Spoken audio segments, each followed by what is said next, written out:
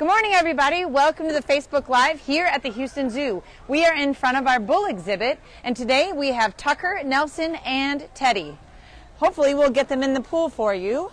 They love to swim. Elephants will actually swim across bodies of water if they would like to. They spend a lot of time swimming, and as you see there, Teddy just went all the way underwater. We are giving them apples to entice their pool swimming abilities. The bull elephants will spend time together in small herds. They're not very tight-knit herds, though. Sometimes there'll be 2 or 3. Sometimes they do live alone. The largest elephant you do see in the video here is Tucker. Tucker is 19 years old. He has been here since 2008. He came with his mom. He is an excellent bull elephant here at the Houston Zoo. He has taught many of our young elephants what the appropriate behavior is and how to be a bull elephant. Now, May is a fabulous month for us here at the Houston Zoo. We actually have 4 birthdays, starting with our matriarch. I don't know if you know this, but Asian elephants live in a matriarchal herd. Currently, we're in front of the bull yard, but we have a cow yard that has all the females and baby elephants. Over there, the woman in charge is Methai. Methai is 56 years old, but her birthday is, believe it or not, people, on Mother's Day this year. On May 11th, Methai will actually turn 57 years old. She runs the show over there in the cow yard.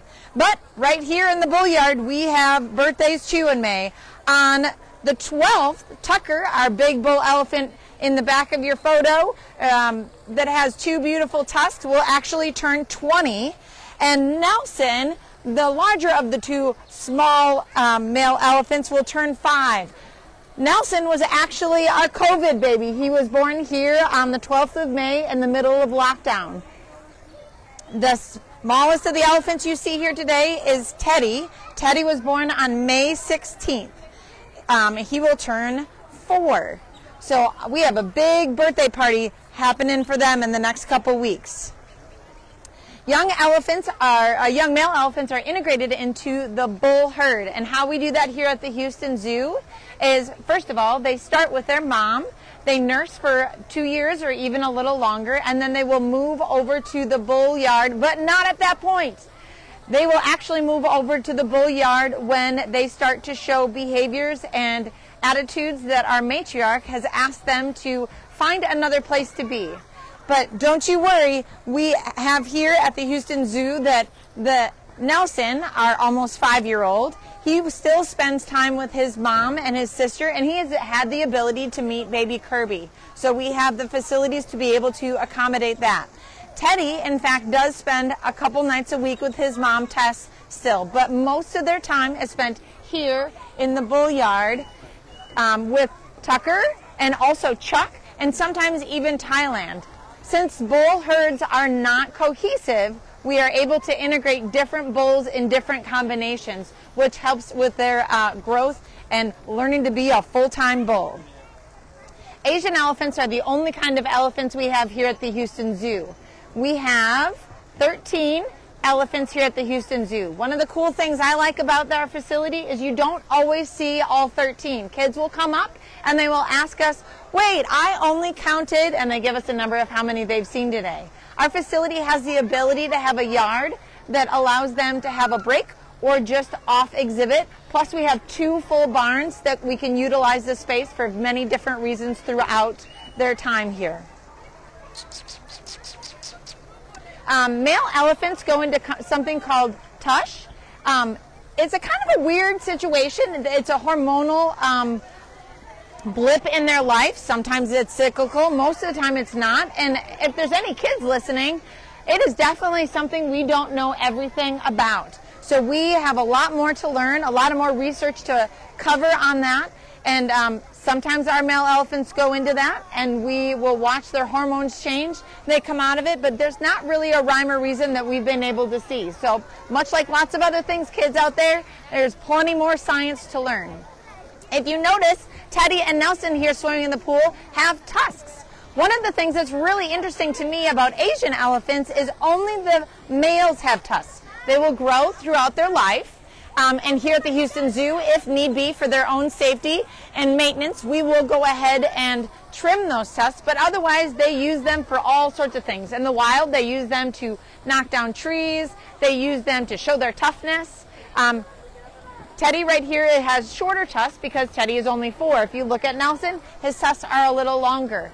Tucker actually has longer tusks even still, but this month he turns 20, so that all makes sense.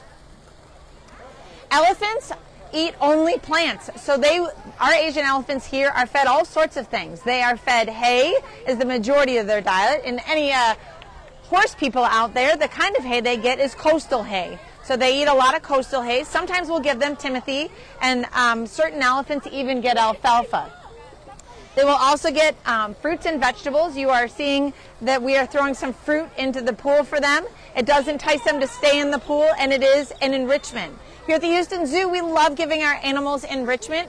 That helps to broaden their day, broaden and brighten their day. We use melons, we use apples. Sometimes if you look in the back, you'll see we even tried to put a raft in the pool, of which they have already taken out. So hopefully they'll drag it back in. So they have all sorts of things for brain development and brain use here at the Houston Zoo.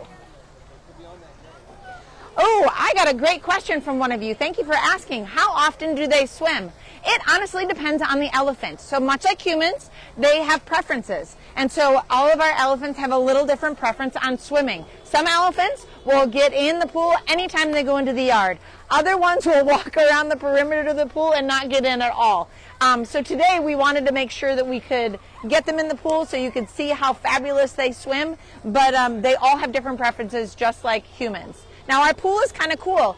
All the way to your right is the deepest, where Nelson is. It is about 10 feet deep, but it is a stair step all the way in, so they can walk on stairs to get in. They can fully swim and they can fully submerge themselves. They can hold their breath for a couple minutes if need be. Is there anything else?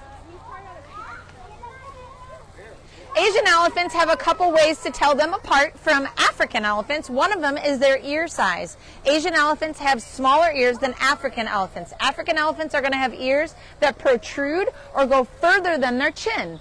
Asian elephants do not go further than their chin of their ears. Also, if you look at the top of an Asian elephant's head, it looks like it has 2 domes with a little split in the middle. I personally think it looks like a heart because everybody loves Asian elephants more than African elephants. I'm just kidding. That's not true. But an African elephant has just a dome on the top of their head, where Asians have that more of a heart shape or 2 domes on the top of their head. Another fun fact between African and Asian elephants is at the tip of their trunk, if you look at these 2 fabulous elephants here grabbing that fruit from the water, they have what is called a finger. The finger on an Asian elephant is only on the top of their trunk. On an African elephant, they have one on the top and one on the bottom. Those trunks are exceedingly strong. They are full of muscles. Our body has 350 muscles in our entire body. Asian elephants' trunks, just their trunks. I'm talking only their trunk, not their whole body. Just their trunk has over 40,000 muscles just in their trunk. So they're exceedingly strong. They can even pick up tiny, tiny little things, such as oats or even one piece of hay, and they're also very strong. So the wide range of abilities they have in that trunk is immense. I have another question coming to us. How can we help save elephants in the wild? I don't know who wrote that, but I'm going to go ahead and assume it is my mother-in-law watching because I wanted to talk about it and she knew that. So here at the Houston Zoo, we have conservation partners. We have a conservation partner in the country of Borneo. So go ahead and pull up your maps, find out where Borneo is. It is in South Asia. We have been partners with them for many years, and by coming to the Houston Zoo and buying tickets to come to the Houston Zoo, part of those proceeds go directly to that conservation partner. We have many conservation partners here at the Houston Zoo, not just with elephants, so it is really neat because it is across all of our departments and many, many of our animals. One of the fun facts I want to tell you about our conservation partner in Borneo is if you come to the Houston Zoo and you walk by the elephants, you will see a beehive. It seems out of place, but between the 2 yards there's a beehive and it talks about bees. Well, one of the things that they learned through this partnership of conservation with Borneo is that elephants don't like bees. And you might wonder, why in the world does that matter? Who cares? Well, here's why. The biggest problem for elephants in Borneo is they are crop pests. So think of animals here in the U.S. that cause farmers havoc in their fields. Well, in Borneo, it seems to be elephants. And you can imagine how unhappy farmers are with elephants tromping all over their crops. Well, with this conservation partnership, they figured out that Asian elephants in Borneo don't like bees. So farmers started to develop putting beehives around their crops, causing elephants to detour and find other pathways from point A to point B to get what they wanted in the area and avoided those crop pests. So when we say please come to the Houston Zoo, you are helping animals in the wild. That is just one tiny way that you are helping just by buying a ticket and standing here and watching these fabulous creatures. When is the birthday celebration? Well, we try to do birthday celebrations on their actual birthday. And what that means is it's different for each elephant and different depending on what the needs are for us in the department that day. So most likely, don't tell them. They're right here, two of the birthday boys. But we will probably put out edible treats for them on their actual birthday.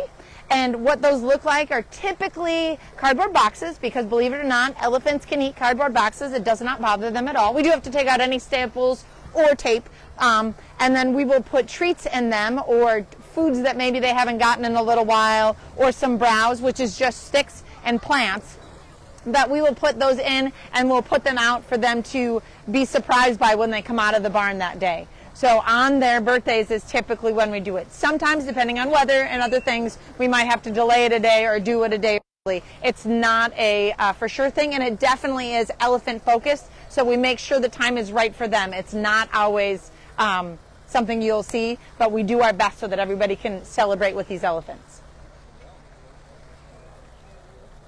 Please come and visit our elephants soon, and hopefully you come more than once so you can see all 13 of our fabulous elephants here at the Houston Zoo. Thank you so much for joining our Facebook Live, and have a wonderful day.